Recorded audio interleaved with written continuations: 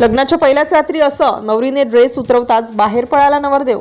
भयानक कारण कळताच या प्रकरणाची सगळीकडे एकच चर्चा। नेमकं त्या रात्री असं काय घडलं होतं? उत्तर प्रदेशातील एका छोट्याशा गावात राहणाऱ्या एका तरुणाचं लग्न मोठ्या थाटामाटात पार पडलं। घरात आनंदाचं वातावरण होतं। नातेवाईक, मित्रमंडळी, गावकरी सगळेच लग्नाचा आनंद साजरा करत होते। वर शांत स्वभावाचा होता।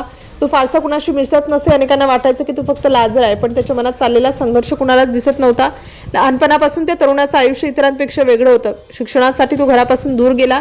नंतर नोकरीसाठी तो अनेक वर्ष एकटाच राहत होता। स्वतःचं जेवण, स्वतःची कामं, स्वतःची दिनचर्या। हळूहळू त्याला एकटं राहण्याची इतकी सवय झाली की दुसऱ्या व्यक्तीसोबत एकाच खोलीत राहणेही त्याच्यासाठी अनोळखी अनुभव बनला। त्यांच्या कुटुंबियांनी अनेकदा लग्नाचा विषय काढला होता, पण तो प्रत्येक वेळी काही ना काही कारण सांगून तो विषय टाळत असे। मात्र आईवडिलांच्या आग्रहामुळे शेवटी त्याने लग्नाला होकार दिला। त्याला वाटलं होतं की लग्न झाल्यावर सर्व काही आपोआप सुरळीत होईल, पण मनाची तयारी नसल्यामुळे त्याच्यावर ताण वाढत चालला होता। लग्नाचे सर्व विधी आनंदात पार पडले। नवरी नव्या आयुष्याची स्वप्न डोळ्यात घेऊन सासरी आली। घरात सर्वांनी तिचं प्रेमाने स्वागत केलं। दिवसभराच्या गडबडीनंतर रात्री दोघांना खोलीत पाठवण्यात आलं। बाहेर घरातील मंडळी हसत खेळत गप्पा मारत होती, तर खोलीत मात्र पूर्ण शांतता होती।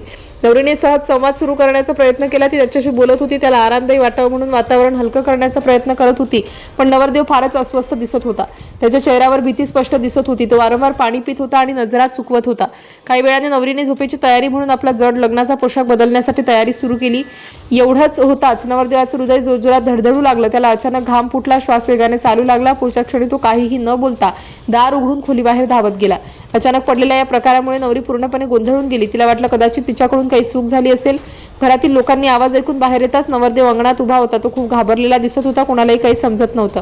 घरच्यांनी त्याला शांत करण्याचा प्रयत्न केला। काही वेळाने त्याने पाणी प्यायलं, हळूहळू स्वतःला सावरलं, पण तो पुन्हा खोलीत जाण्यास तयार नव्हता। त्याचे वागणं पाहून घरातील प्रत्येकाच्या मनात वेगवेगळे प्रश्न निर्माण झाले। थोड्या वेळाने त्याने आईवडिलांसमोर मन मोकळं केलं। तो म्हणाला की अनेक वर्ष एकटं राहिल्यामुळे त्याला कुणासोबत एकाच खोलीत राहण्याची सवय सुटली नाही। त्याला नेहमी स्वतःभोवती एकटेपणाची सवय झाली होती। अचानक आयुष्यात एवढा मोठा बदल स्वीकारताना तो मानसिकदृष्ट्या तयार नव्हता। त्याने सांगितलं की त्याला कुणाची भीती नव्हती, नवरीबद्दलही कोणती नाराजी नव्हती, पण अनेक वर्षांच्या एकटेपणामुळे त्याच्या मनात एक वेगळीच मानसिक अवस्था निर्माण झाली होती। त्या क्षणी त्याला खोलीत राहणं अशक्य वाटलं आणि नकळत तो बाहेर पळाला। हे ऐकल्यावर घरच्यांनाही धक्का बसला। त्यांनी दोष देण्याऐवजी समजून घेण्याचा प्रयत्न केला। नवरीला ही सर्व गोष्ट शांतपणे समजावून सांगण्यात आली। सुरुवातीला तिलाही वाईट वाटलं होतं, पण खरी परिस्थिती समजल्यावर तिचा राग कमी झाला। पुढील काही दिवस दोघांनी घाई न करता एकमेकांशी मैत्री करण्याचा निर्णय घेतला। त्यांनी भरपूर संवाद साधला, एकमेकांच्या आवडीनिवडी जाणून घेतल्या। हळूहळू नवरदेवाचाही आत्मविश्वास वाढू लागला। त्याला जाणवलं की भीती मनात होती, वास्तवात नव्हती। गावात मात्र या घटनेची वेगळीच चर्चा रंगली। कुणी वेगवेगळे अंदाज बांधू लागलं, तर कुणी अफवा पसरवू लागलं।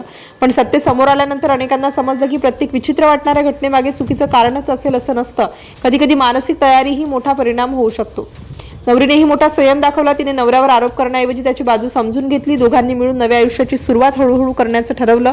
त्यांच्यात विश्वास वाढत गेला आणि गैरसमज दूर झाले। काही महिन्यानंतर हे जोडपं गावात आनंदाने एकत्र दिसू लागलं। सुरुवातीच्या त्या रात्रीची आठवण अजूनही त्यांच्या मनात होती, पण आता ती भीतीची नव्हे तर शिकवण देणारी आठवण बनली होती। एकमेकांना समजून घेतल्यामुळे त्यांचं नातं अधिक मजबूत झालं। या घटनेनंतर गावातील अनेक ज्येष्ठांनीही तरुणांना एकच संदेश दिला: लग्न फक्त एक सोहळा नसतो, तर दोन वेगवेगळ्या स्वभावाच्या व्यक्तींना समजून घेण्याचा प्रवास असतो। त्या प्रवासात संवाद, संयम आणि विश्वास यांची सर्वात जास्त गरज असते। म्हणूनच या कथेत सर्वात मोठा धडा असा मिळतो की प्रत्येक अनपेक्षित वागण्यामागे चुकीचा हेतूच असतो असं नाही। कधी कधी अनेक वर्षांच्या सवयी, एकटेपणा आणि मानसिक ताण यामुळेही माणूस अशा प्रकारे वागू शकतो। योग्य वेळी समजून घेतलं तर अनेक नाती तुटण्यापासून वाचू शकतात।